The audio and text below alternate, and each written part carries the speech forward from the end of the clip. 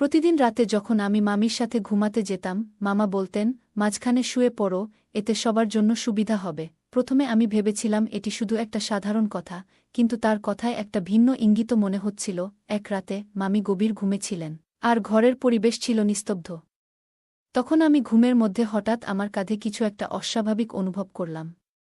প্রথমে ভাবলাম হয়তো কিছু ভুল হচ্ছে বা আমার কল্পনা, কিন্তু সেই স্পর্শটি ধীরে ধীরে কাঁধ থেকে নিচের দিকে সরতে থাকে। সঙ্গে সঙ্গে আমার হৃৎস্পন্দন দ্রুত হয়ে উঠল। মনে নানা প্রশ্ন ঘুরতে লাগল, এটা আসলে কি ঘটছে? আমি একটু দূরে সরে তাদের দিকে তাকালাম। আমার চোখে অদ্ভুত একটা ভাবনা ভর করছিল, যা আমাকে বিভ্রান্ত করছিল। হঠাৎ বাইরে যাওয়ার জন্য একটা কারণ খুঁজতে লাগলাম। ঠিক তখনই মামা আমার হাত ধরে ফেললেন এবং আমাকে আটকে রাখার চেষ্টা করলেন। এরপর পরিস্থিতি থেকে বেরিয়ে আসার উপায় খুঁজতে লাগলাম। তারপর কয়েকদিন পর আবার রাতেই মামা আমার ঘরে ঘুমাতে এলেন। আমি সেদিন মাটিতে বিছানা পাতিনি, বরং নিজের বিছানায় শুয়ে পড়লাম। বিছানায় আমাকে শোয়া দেখে মামা বেশ খুশি হলেন। কিছুক্ষণ পর ঘরের আলো নিভিয়ে দেওয়ার পর তার অভ্যাসমতো তার হাত আমার গায়ে এসে পড়ল। এবার আমি তাকে কিছু বললাম না, কোনো প্রতিক্রিয়া দেখালাম না। তারপর, আমার নাম পূজা, আমি 18 বছরের তরুণী। আমার গায়ের রং ছিল ফর্সা, যা আমাকে আরও আকর্ষণীয় করত। আমি বাইরে বের হলেই সবাই আমার দিকে তাকিয়ে থাকত। আমি নিজের শরীরের অনেক যত্ন নিতাম। বন্ধুরা, আজকের গল্পটা অনেক বেশি স্পেশাল হতে চলেছে, তাই কেউ মিস করো না। দয়া করে গল্পগুলো ভালো লাগলে ভিডিওটি লাইক, শেয়ার এবং চ্যানেলটি সাবস্ক্রাইবই করো প্লিজ। কয়েকদিন আগে আমার মামি আমাকে তাদের বাড়িতে এনেছিলেন। কিন্তু গরমের ছুটি কাটানোর জন্য নয়, বরং একটা আলাদা কারণেই মামির বাড়িতে আসা। আমার মায়ের সঙ্গে মামির বন্ধুত্ব ছিল, তাই মায়ের কথায় আমি মামির কাছে এসেছিলাম। তিনি আমার নিজের মামি নন। ফোনে জানানো হলো যে তানিয়া মামি আমাকে নিয়ে যেতে আসছে এবং কিছুদিন তার বাসায় থাকতে হবে। আমার মা-বাবা দুজনেই চাকরি করেন।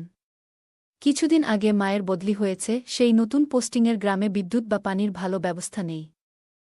মা সেখানে যোগ দেওয়ার আগেই গ্রামটি দেখে এসেছিলেন এবং পুরো পরিস্থিতি বুঝতে পেরেছিলেন। গ্রামের অবস্থা জানার পর বাবা মাকে পরামর্শ দিলেন যে প্রমোশনের জায়গাটি যেন পরিবর্তন করিয়ে নেন। এই পরিবর্তনের জন্য মাকে হেডকোয়ার্টারে যেতে হতো, আর বাবাও মায়ের সঙ্গে সেখানে চলে গেলেন। তারপর বাড়ি ফেরার পথে তাদের গাড়ির দুর্ঘটনা ঘটে। সকালে বাড়ি থেকে বের হলেও বিকেল হয়ে যায়, তবুও তারা বাড়ি ফেরেনি। সন্ধ্যাবেলা মায়ের ফোন এলে আমি জানতে পারি কী ঘটেছে। দুর্ঘটনাস্থলটি আমাদের বাড়ি থেকে বেশ দূরে ছিল। মা জানালেন যে তার শারীরিক অবস্থা মোটামুটি ভালো আছে, তবে বাবাকে 1 মাসের জন্য হাসপাতালে থাকতে হবে। মা আমাকে সাহস দিয়ে বললেন, তুমি চিন্তা করো না, আমরা না ফেরা পর্যন্ত তুমি আমার এক বান্ধবীর বাড়িতে থাকবে। তানিয়া মামি তোমাকে নিয়ে যেতে আসছে। আমি তাকে আগে থেকেই মামি বলে ডাকতাম। ফোন রাখার কিছুক্ষণের মধ্যেই মায়ের এক বান্ধবী আমাকে নিতে চলে এলেন। মামিকে দেখেই আমি জড়িয়ে ধরে কেঁদে ফেললাম। কিছু বলতে যাচ্ছিলাম, কিন্তু মামি আমাকে সান্ত্বনা দিয়ে বললেন, তোমার মা-বাবা দ্রুতই ফিরে আসবেন, চিন্তা করো না। সেই দিন আমি প্রথমবার মামির বাড়িতে এলাম। মায়ের কাছে অনেকবার তানিয়া মামির নাম শুনেছিলাম, কিন্তু কখনো দেখা হয়নি। এখন পরিস্থিতি এমন হয়েছে যে আমাকে এখানে আসতে হলো। ছোটবেলা থেকেই অন্যের বাড়িতে থাকতে আমার কখনো ভালো লাগেনি, কিন্তু এই বড় দুর্ঘটনার পর মামির বাড়ি আমার জন্য আশ্রয়স্থল হয়ে উঠল। মামির বাড়িতে পৌঁছানোর পর মামার সঙ্গে প্রথম পরিচয় হয়। মামা আমাকে খুব স্নেহের সঙ্গে আমাকে গ্রহণ করলেন। মা-বাবার বিষয়ে জানার পর তার চোখেও জল চলে এলো তার। আর তিনি আমাকে জড়িয়ে ধরে সান্ত্বনা দিতে থাকলেনও। তিনি আমাকে বললেন, তুমি এখানে নিশ্চিন্তে থাকতে পারো, কোনো কিছু প্রয়োজন হলে আমাকে জানাতে দ্বিধা করো না। তার কথাগুলো আন্তরিক শোনালেও পরবর্তীতে বুঝতে পারি সবকিছু হয়তো আসলে তেমন ছিল না। সেই সময় আমার বয়স ছিল 18 বছর। কিছুদিন আগেই 12তম শ্রেণীর পরীক্ষা শেষ করেছি এবং ছুটি কাটাচ্ছিলাম, ঠিক তখনই এই বড় দুর্ঘটনা ঘটে গেল। মা-বাবা নিরাপদে আছেন শুনে কিছুটা স্বস্তি পেলেও মুখে হাসি আর ছিল না। পরের দিন সকালে টিভির সামনে বসে থাকলেও কি চলছিল তা দেখার কোনো মনোযোগ ছিল না। শুধু মা-বাবার কথা মনে পড়ছিল, আর চোখ দিয়ে অশ্রু গড়িয়ে পড়ছিল। ঠিক তখনই মামি এসে পাশে বসলেন। তিনি আমার চোখের জল মুছে বললেন, এভাবে কেঁদো না। তোমার মা-বাবা খুব তাড়াতাড়ি ফিরে আসবেন। বেশি কাঁদলে মনে নেতিবাচক চিন্তা আসে, যা তোমার জন্য ভালো নয়। মামা বললেন, এভাবে কাঁদলে তোমার বাবার সুস্থ হতে সময় লাগবে। আর তার সঙ্গে তোমার দেখা হতেও দেরি হতে পারে। মামি আমাকে ধৈর্য ধরতে বললেন এবং বুঝিয়ে বললেন যে আমি কাঁদলে বাবা মায়ের জন্য চিন্তার কারণ হতে পারে। তাই চোখের জল মুছে চুপ থাকা ছাড়া আর কোনো উপায় নেই বুঝলাম। শান্ত হওয়ার পরও মামি খেয়াল করলেন আমি বেশ ম্লান হয়ে আছি। তিনি বললেন, তোমার মুখে হাসি ফোটানোর জন্য আমার কাছে একটা মজার পরিকল্পনা আছে। তারপর মামি আমাকে তার ঘরে নিয়ে গেলেন এবং নতুন কিছু পোশাক দেখালেন যা আমার জন্য কিনে রেখেছিলেন। একটা সুন্দর ফ্রক পরালেন, যেটা পরে আমি সত্যিই নিজেকে খুব ভালো লাগছিল। আমাকে আরও বেশি সুন্দর লাগছিল। তারপর মামি আমাকে বাইরে নিয়ে গেলেন এবং বললেন, আচ্ছা, এখন তোমার কিছু ছবি তুলি। নতুন পোশাকে নিজেকে দেখতে ভালো লাগছিল। ঠিক তখনই মামা বাইরে থেকে ফিরে এলেন এবং আমাকে দেখে প্রশংসা করতে শুরু করলেন। মামা আমার হাত ধরে একটু নাচ শুরু করলেন। কিছুক্ষণ পর মামি এসে আমাদের নাচ থামিয়ে বললেন, চলো এবার ছবি তুলি। তিনি আমার অনেক ছবি তুললেন। আর খালু আমার সঙ্গে ছবি তুলতে এলেন। ছবি তোলার সময় খেয়াল করলাম তার হাত বারবার আমার পিঠে চলে আসছে। কিন্তু মামির এসব দিকে নজর ছিল না, তিনি হাসিমুখে আমাদের ছবি তুলতেই ব্যস্ত ছিলেন। মামার এই আচরণ ক্রমশ অসহনীয় হয়ে উঠছিল। আমি তাদের বাড়িতে আসার পর থেকেই মামা আমার খুব কাছাকাছি থাকতে শুরু করেছিল। তার আচার আচরণও আমার কাছে বেশ আলাদা মনে হতো। মামার আচরণ ক্রমশ অস্বস্তিকর হয়ে উঠছিল। তার আচরণ বুঝতে পেরে আমি ধীরে ধীরে নিজেকে দূরে সরিয়ে নিয়ে আমার ঘরে চলে গেলাম। সেই রাতে মামি আমার ঘরে এসে বললেন, আজ থেকে তুমি আমার সঙ্গে আমার ঘরে ঘুমাবে। আলাদা ঘরে থাকলে সারা রাত মা বাবার কথা ভেবে কাঁদবে। আমি মামির কথা মেনে তার ঘরে একসঙ্গে শোবার জন্য রাজি হলাম। তবে মামির ঘরে যাওয়ার পর খেয়াল করলাম আমাকে মামি এবং মামার মাঝে ঘুমাতে হবে। প্রথমে একটু অস্বস্তি লাগলেও মামিকে না বলতে পারলাম না। লাইট বন্ধ করে শোয়ার কিছুক্ষণ পর আমি অনুভব করলাম কেউ যেন আমার শরীরে স্পর্শ করেছে। স্পর্শ পেয়ে বুঝতে পারলাম এটি একজন পুরুষের হাত। আমার মামা পাশে ছিলেন, তাই আমি চিন্তা করে হাতটি সরিয়ে মামির দিকে রাখলাম যাতে মামা নিজেই দেখতে পারেন। মামি তখন ঘুমেছিলেন, কিন্তু যখন বুঝতে পারলেন যে হাতটি আমার দিকে ছিল, তখনই তিনি আলো জ্বালালেন এবং আমাকে আমার জায়গায় ঠিক করে শুইয়ে দিলেন। এরপর নিজে এসে আমার পাশে শুয়ে পড়লেন। পরদিন সকালে আমি তৈরি হয়ে বসেছিলাম, ভাবছিলাম মামির সঙ্গে সময় কাটানোর এটিই আমার জন্য একমাত্র সুযোগ। মামি তখন রান্নাঘরে ছিলেন। হঠাৎ তার চিৎকার শুনে দ্রুত রান্নাঘরের দিকে ছুটে গেলাম এবং সেখানে মামির পা হঠাৎ পিছলে গিয়েছিল, তিনি সোজা হাঁটুর উপর পড়ে গিয়েছিলেন। আমার মন খুব কেঁপে উঠল। দ্রুত তার কাছে গিয়ে জিজ্ঞেস করলাম, মামি, আপনি ঠিক আছেন তো? তিনি ব্যথায় কাতরাচ্ছিলেন। মামা তৎক্ষণাৎ রান্নাঘরে এলেন এবং মামিকে উঠতে সাহায্য করলেন, কিন্তু তিনি দাঁড়াতে পারছিলেন না। দ্রুত মামা গাড়ি বের করে আমাদের হাসপাতালে নিয়ে গেলেন। আমি মামির হাত ধরেছিলাম, যাতে তিনি একা না অনুভব করেন।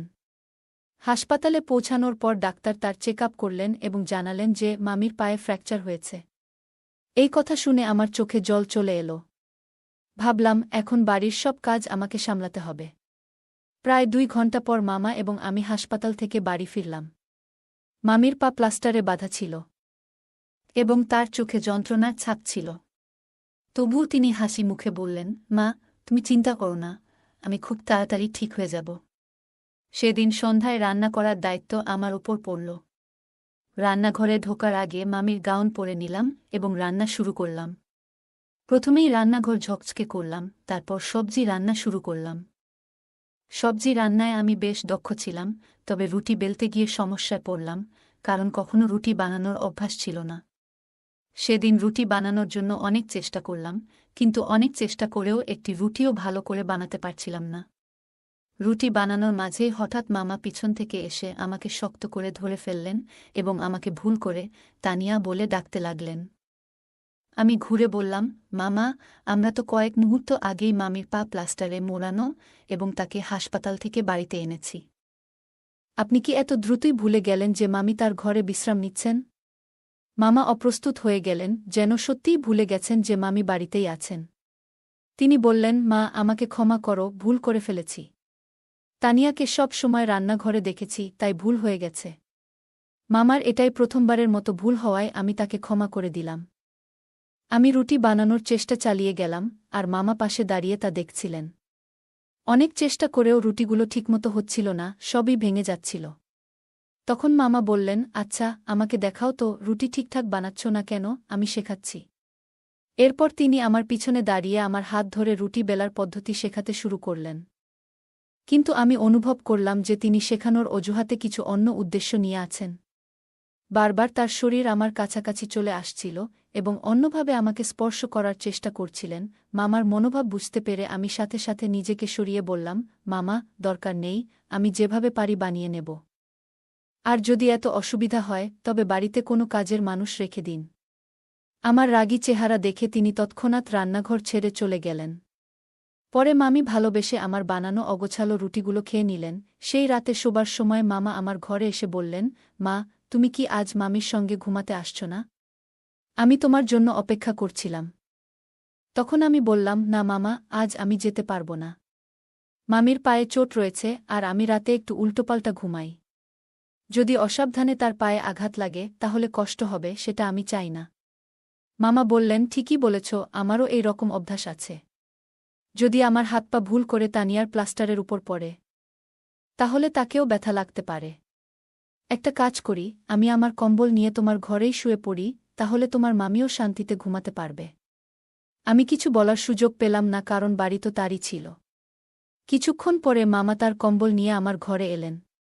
তখন আমি বললাম, মামা, আমার মায়ের সঙ্গে একটু কথা বলতে চাই। ফোনটা একটু দিতে পারবেন? মামা বললেন, কাল সকালে কথা বলিয়ে দেব। আমি মায়ের খোঁজখবর জানতে চেয়েছিলাম, তখন মামা জানালেন যে বাবা মা দুজনেই ভালো আছেন। বাড়ি থেকে বেরোনোর সময় আমি মোবাইল আনতে ভুলে গিয়েছিলাম। তাই মামার কাছ থেকে প্রায়ই তাদের খবর জানতে চাইতাম। আমি একের পর এক প্রশ্ন করতে থাকায় মামা একসময় মুখ ফিরিয়ে শুয়ে পড়লেন। আমার মামার উপর খুব একটা ভরসা ছিল না, তাই আমি নিজের বিছানা মাটিতে পেতে সেখানে শুয়ে পড়লাম। এইভাবে কিছুদিন কেটে গেল। মামির বাড়িতে আসার পর কয়েকটা দিন পেরিয়ে গেছে। পায়ে প্লাস্টার থাকায় তিনি স্নান করতেও অসুবিধায় পড়ছিলেন। একদিন মামি বললেন, এভাবে স্নান না করে বসে থাকাটা আমার ভালো লাগছে না। তুমি কি আমাকে ভিজে কাপড় দিয়ে পরিষ্কার করে দিতে পারবে? আমি সাথে সাথেই রাজি হয়ে গেলাম। মামির জন্য ডেটল মিশ্রিত কুসুম গরম জল এবং তুলো কাপড় নিয়ে এলাম। তারপর তার মুখ পরিষ্কার করতে শুরু করলাম। কিছুক্ষণ পর মামা ঘরে এলেন। আমি তখন মামির ঘাড়ের কাছাকাছি পরিষ্কার করছিলাম। আমাকে এভাবে পরিষ্কার করতে দেখে মামা বললেন, মা, তুমি কি করছ? ঠিকমতো যত্ন নিচ্ছ না। তারপর তিনি বললেন, আচ্ছা, আমি তোমাকে শিখিয়ে দিচ্ছি কিভাবে পরিষ্কার করতে হয়। বলে মামা আমাকে ঘরের বাইরে নিয়ে গেলেন এবং বললেন, পূজা, কাপড় দিয়ে ঠিকভাবে কিভাবে পরিষ্কার করতে হয় আমি তোমায় শেখাচ্ছি। মামা বললেন, সঠিকভাবে পরিষ্কার করতে হবে, এবং তিনি ভেজা তোয়ালে নিয়ে সামনে দাঁড়ালেন। আমি বিছানায় বসেছিলাম আর তিনি আমাকে পরিষ্কারের পদ্ধতি দেখাতে লাগলেন। কিছুক্ষণ পর তার হাত আমার ঘাড়ের দিকে চলে আসছিল, যা আমার কাছে ঠিক মনে হচ্ছিল না। ভালোমন্দের মধ্যে পার্থক্য বোঝার মতো যথেষ্ট বোধগম্যতা আমার তখন ছিল, আর এই আচরণে আমি অস্বস্তি অনুভব করছিলাম। তাই দ্রুত নিজেকে দূরে সরিয়ে নিলাম। তার এমন আচরণে আমার মন খারাপ হয়ে গেল এবং চোখে জল এসে গেল। তৎক্ষণাৎ আমি মামির কাছে অভিযোগ জানাতে তার ঘরে গেলাম। সেখানে গিয়ে দেখি মামি গভীর ঘুমে আচ্ছন্ন। তার ঘুম ভাঙানো ঠিক হবে না ভেবে আমি চুপচাপ চোখের জল মুছে নিলাম এবং ঘরের অন্য কাজকর্মে মন দিলাম। বিকেলে মামি ঘুম থেকে উঠলে আমি তাকে চা দিয়ে এলাম। তিনি চা পান করতে করতে আমিও তার পাশে বসলাম। তখন আমি তাকে আমার মা-বাবার ব্যাপারে জিজ্ঞেস করলাম এবং বললাম যে আমার তাদের সাথে কথা বলতে ইচ্ছে করছে। মামা আমাকে বললেন, পূজা, কালই তোমার মায়ের সাথে আমার কথা হয়েছে। তোমার মা-বাবা দুজনেই ভালো আছেন এবং কয়েকদিনের মধ্যেই বাড়ি ফিরে আসবেন। তোমার বাবার স্বাস্থ্যেরও উন্নতি হচ্ছে। তোমার মা বলেছিলেন, তুমি যদি ফোনে কথা বলো তাহলে কান্না পাবে, আর সেই কান্না শুনলে তারও মন খারাপ হয়ে যাবে। এখন তোমার বাবার সামনে কষ্টের কথা বলা উচিত নয়, তাই ডাক্তারও বলেছেন যে বাড়ি ফিরে আসার পরেই তোমার সাথে কথা বলানো হবে। মামির কথায় আমি বিশ্বাস করতে চেষ্টা করলাম, কিন্তু মনে হচ্ছিল তিনি ইচ্ছে করেই আমাকে ফোন করতে দিচ্ছেন না। দিন দিন আমার মনে হচ্ছিল যেন আমি ওই বাড়িতে আটকা পড়ে আছি, আর বেরোনোর কোনো পথ নেই। একদিন বাড়ির দেয়ালে ঝোলানো ক্যালেন্ডারের দিকে চোখ পড়ল। ক্যালেন্ডারটি দেখতে গিয়ে আমি স্তম্ভিত হয়ে গেলাম, কারণ ঘরের দেয়ালে ঝুলানো ক্যালেন্ডারটি 1 বছরের পুরনো ছিল, যখন আমি মামির সঙ্গে এখানে এসেছিলাম। তখন চলতি বছর ছিল, কিন্তু ক্যালেন্ডার ছিল আগের বছরের। সেই দিন আমি দ্রুত ঘর থেকে বেরিয়ে এলাম। বাইরে এসে চারপাশে তাকাতেই দেখতে পেলাম আশপাশের সব ঘর বন্ধ, একমাত্র মামির বাড়িতেই মানুষজন ছিলেন, বাকিটা পুরো এলাকা একদম নির্জন পড়েছিল। কয়েকদিন আগে মামিকে হাসপাতালে নিয়ে যাওয়ার সময় মামার গাড়িতে ছিলাম। তখন গাড়ির জানালাগুলো একেবারে কালো ছিল, তাই বাইরের কিছুই দেখতে পাইনি। তখন এদিক ওদিক খেয়াল করার কথাও মনে আসেনি। কিন্তু এখন যে পরিস্থিতি দেখছি তা সম্পূর্ণ আলাদা। আমি ঠিক মনে করতে পারছিলাম না মামির বাড়িতে আসার পর কতদিন হয়ে গেছে। মা বাবার কথা জিজ্ঞেস করলে মামি সবসময় একই উত্তর দিতেন, ওরা ভালো আছে, খুব শিগগিরই ফিরে আসবে। মামি বা মামা কখনো আমাকে তাদের ফোন ধরতে দিতেন না। কিন্তু এখন সত্যটা জানতে আমার ভীষণ ইচ্ছে হচ্ছিল। জানতে চাইছিলাম আজকের তারিখ আসলে কি। কিন্তু সেই বাড়িতে শুধুমাত্র পুরনো ক্যালেন্ডার ছাড়া আর কিছুই দেখতে পাচ্ছিলাম না। ঘরের মধ্যে এদিক সেদিক খুঁজতে লাগলাম। মামা আমাকে হঠাৎ লক্ষ্য করলেন এবং প্রশ্ন করলেন, তুমি কি খুঁজছ? ওই মুহূর্তে আমি কেন জানি না, কিন্তু সত্যটা বলার সাহস পাইনি। বললাম, না কিছু না, সময় কাটাচ্ছিলাম কেবল। আমার কথা শোনার পর মামা হেসে বললেন, সময় কাটানোর জন্য এই বাড়িতে অনেক কিছু আছে, চাইলে তোমার সময় কাটিয়ে দিতে পারি। তার এমন মন্তব্য শুনে আমি বুঝলাম এখন শান্ত থেকে তার ফোনের নাগাল পাওয়ার চেষ্টা করতে হবে। বাধ্য হয়ে তাকে হেসে সাড়া দিতে হল। পরে মামা যখন মামির ঘরে গেলেন, আমি ওনার পেছনে গেলাম। একটু আগের আমার আচরণ নিয়ে তিনি মামিকে সব বলছিলেন। তখনই বুঝতে পারলাম আমার সব কর্মকাণ্ডের উপর তার নজর রয়েছে। সেই রাতেই মামা আমার ঘরে ঘুমাতে এলেন। আমি সেদিন মাটিতে বিছানা পাতিনি, বরং নিজের বিছানায় শুয়ে পড়লাম। বিছানায় আমাকে শোয়া দেখে মামা বেশ খুশি হলেন। কিছুক্ষণ পর ঘরের আলো নিভিয়ে দেওয়ার পর তার অভ্যাসমতো তার হাত আমার গায়ে এসে পড়ল। এবার আমি তাকে কিছু বললাম না, কোনো প্রতিক্রিয়া দেখালাম না। ধীরে ধীরে তার নাক ডাকার আওয়াজ কানে এলো, তখন তার হাত আস্তে করে সরিয়ে দিলাম। মামার হাত সরিয়ে আমি বিছানা থেকে উঠে তার ফোনটি হাতে নিলাম। ফোনের তারিখ দেখে আমি হতবাক হয়ে গেলাম, কারণ এখানে আমি যতদিন কাটিয়েছি বলে মনে করেছিলাম, বাস্তবে তার চেয়ে অনেক বেশি সময় পেরিয়ে গেছে। মামির বাড়িতে আমার থাকা ইতিমধ্যে ৩ মাসেরও বেশি হয়ে গেছে। ফোনটি দেখতে গিয়ে হঠাৎ আমার কাঁধে মামার হাত পড়ল, আর তখনই বুঝতে পারলাম তার ঘুম ভেঙে গেছে। আমি দ্রুত অজ্ঞান হওয়ার ভান করলাম, যেন তিনি ভাবেন আমি কিছুই জানি না। মামা আমাকে তুলে বিছানায় শুইয়ে দিলেন। কিছুক্ষণ পর তিনি মামিকে ডেকে নিয়ে এলেন। দিনের বেলা তাদের কথাবার্তা শুনে বুঝেছিলাম মামা প্রতি ৫ দিন অন্তর আমাকে কোনো ইনজেকশন দিচ্ছেন, যেটা আমার অজান্তেই ঘটছে। সেই ওষুধটি তারা কোথায় রাখেন তাও আমি খুঁজে পেয়েছিলাম এবং ওষুধ ফেলে দিয়ে শুধুমাত্র সিরিঞ্জটি বিছানার পাশে রেখে দিয়েছিলাম। মামা বুঝতে পারেননি যে আমি ওষুধটি সরিয়ে দিয়েছি এবং মনে করেছিলেন যে আমি অচেতন হয়ে পড়েছি। সেদিন মামা মামিকে বলছিলেন, এতদিনের প্রচেষ্টা শেষমেশ সফল হতে চলেছে, আগামী ৩ দিনের মধ্যেই পরিকল্পনা সম্পূর্ণ হবে। মামা খুশি হয়ে বলছিলেন, এবার আমরা বড় অঙ্কের টাকার মালিক হব। যখন তার চোখ খুলবে তখন সে থাকবে দূরের দেশে, আর এই মেয়েটা আমাদের এমন সুযোগ এনে দেবে যা আমরা কল্পনাও করিনি। আমি নিঃশব্দে তাদের কথাবার্তা শুনে যাচ্ছিলাম। তারা এমন ওষুধ ইনজেকশন হিসেবে দিচ্ছিলেন যা আমাকে দীর্ঘ সময়ের জন্য অচেতন করে রাখত, ফলে সময়ের হিসাব আমার কাছে একেবারেই অস্পষ্ট হয়ে পড়েছিল। আসলে তানিয়া মামি আদৌ আমার মায়ের কোনো বন্ধু ছিলেন না। তিনি এমন এক চক্রের অংশ ছিলেন যারা শিশুদের অপহরণ করে। মামা ও মামি দুজনেই সেই দলের সদস্য ছিলেন। আমার মায়ের দুর্ঘটনার পর এই গ্যাং আমাদের এলাকায় নজরদারি চালাচ্ছিল। যেদিন আমি বাড়িতে একা ছিলাম সেদিনই তাদের নজরে পড়ি, তখনই তানিয়া মামি সেজে তিনি আমাকে নিতে আসেন। এর আগে আমি মায়ের কোনো বন্ধুকে কখনো দেখিনি। মা সবসময় বলতেন, সব আত্মীয়দের মাঝে মাঝে দেখা করো, যাতে সবার চেহারা মনে থাকে, প্রয়োজনে যেন কাউকে চিনতে সমস্যা না হয়। আজ মায়ের সেই কথাগুলো মনে পড়ছিল, কারণ আমি কখনো কারো সাথে বিশেষভাবে মিশতাম না এবং তাদের সঠিকভাবে চিনতামও না।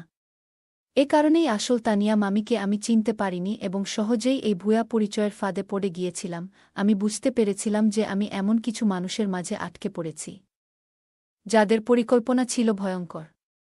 কিছুক্ষণ পর তাদের কথাবার্তা শেষ হলে মামা আবার আমার পাশে এসে শুয়ে পড়েন। তার বিটবিট করা থেকে বুঝতে পারি যে তিনি আমার সাথে কোনো ক্ষতি করার অবস্থায় নেই। এটা বুঝে আমি কিছুটা স্বস্তি পাই এবং সেদিন রাতে শান্ত থেকে তার পাশে শুয়ে থাকি। পরের দিন সকালে আমার জন্য মুক্তির দিন ছিল। সকালে ঘরের দরজায় কলিং বেলের শব্দে ঘুম ভাঙে। দরজায় দেখি আমার মা-বাবা এবং পুলিশ দাঁড়িয়ে আছেন।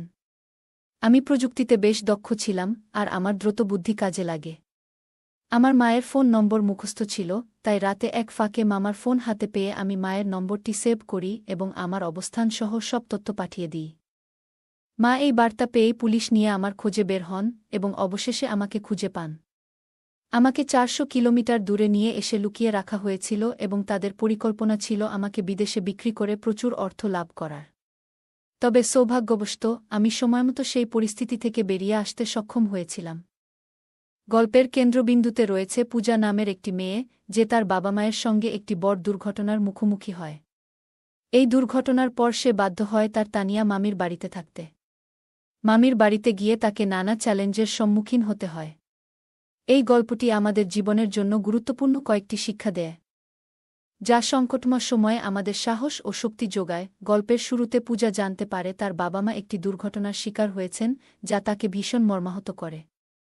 তবে সে বুঝতে পারে যে কঠিন পরিস্থিতিতেও জীবন এগিয়ে যায় এবং এটাই আমাদের শেখায় যে কোনো অবস্থাতেই সাহস হারানো উচিত নয়, বরং জীবনের বাধাগুলোকে সামনে রেখে এগিয়ে যাওয়া উচিত। কিন্তু গল্পের মাঝপথে এসে পূজা বুঝতে পারে তার মামার আচরণ অদ্ভুত হয়ে উঠেছে এবং তার মনে সন্দেহ তৈরি হয়। শুরুতে মামাকে সৎ মনে হলেও ধীরে ধীরে সে উপলব্ধি করে যে তার নিজের নিরাপত্তার জন্য তাকে সচেতন হতে হবে। এই ঘটনাটি আমাদের শেখায়, অন্ধভাবে কাউকে বিশ্বাস করার আগে সতর্ক হওয়া এবং নিজের অন্তর্দৃষ্টি বা মনে সন্দেহ জাগলে সেই অনুভূতিকে গুরুত্ব দেওয়া জরুরি। পূজা নিজেকে রক্ষা করার জন্য সাহসী ভূমিকা পালন করে এবং আত্মসম্মান বজায় রাখে, যা আমাদের শেখায় যে আমাদের সম্মান এবং নিরাপত্তা আমাদের নিজেদের হাতেই। কোনো পরিস্থিতিতেই আত্মসম্মান ত্যাগ করা উচিত নয়। গল্পটি শেষ পর্যন্ত পূজা সংগ্রাম ও সাহসকে উদ্যাপন করে এবং আমাদের অনুপ্রাণিত করে জীবনের প্রতিটি বাধাকে সাহসের সঙ্গে মোকাবিলা করতে। এই গল্পে পূজা তার মামার অস্বস্তিকর আচরণের মুখোমুখি হয়ে বুঝতে পারে যে নিরাপত্তা রক্ষা কতটা গুরুত্বপূর্ণ। নিজের সুরক্ষার বিষয়ে সচেতন হওয়ার পাশাপাশি সে শিখছে রান্নার মতো নতুন কাজ, যা তার আত্মবিশ্বাস ও দক্ষতা বাড়ায়। পূজার মামির সাথে তার সম্পর্ক থেকে বোঝা যায় যে জীবনে বিশ্বাস ও সম্মানভিত্তিক সম্পর্ক গড়ে তোলা অত্যন্ত মূল্যবান। এ গল্পে পূজার ধৈর্য ধরে পরিস্থিতি সামলানো এবং প্রয়োজনে তার বাবা মায়ের সাথে যোগাযোগের পরামর্শ নেওয়া জীবনের সঠিক পথে এগোনোর জন্য গুরুত্বপূর্ণ শিক্ষা দেয়া। গল্পটি আমাদের শেখায় যে নিজের অনুভূতিগুলো প্রকাশ করা ও সাহসী সিদ্ধান্ত নেওয়া কতটা গুরুত্বপূর্ণ। পূজার মতো জীবনে কখনো নিজেই কঠিন সিদ্ধান্ত নিতে হয়, যা আমাদের সুরক্ষিত ও সচেতন থাকতে সহায়তা করে। গল্পটি মনে করিয়ে দেয় যে জীবনে সবসময় অনিশ্চয়তা থাকে, তাই প্রতিটি পরিস্থিতির জন্য প্রস্তুত থাকা জরুরি। পূজার গল্প থেকে শিখি, আত্মসম্মান বজায় রাখা, ইতিবাচক থাকা এবং ভালো সম্পর্ক গড়ে তোলা জীবনে এগিয়ে যেতে সাহায্য করে। চ্যালেঞ্জ আসুক বা কঠিন সময় আসুক, কখনো হার না মানাই আমাদের মূল লক্ষ্য হওয়া উচিত। বন্ধুরা, যদি এই গল্পটি ভালো লেগে থাকে তাহলে দয়া করে ভিডিওটি লাইক করুন এবং আমাদের চ্যানেলটি সাবস্ক্রাইব করুন। পাশে থাকা বেল আইকনটি প্রেস করুন, যাতে করে আমরা যখনই নতুন ভিডিও আপলোড করি তার নোটিফিকেশন সবার আগে আপনার কাছে পৌঁছে যায়। ধন্যবাদ, দেখা হবে আমাদের পরবর্তী ভিডিওতে।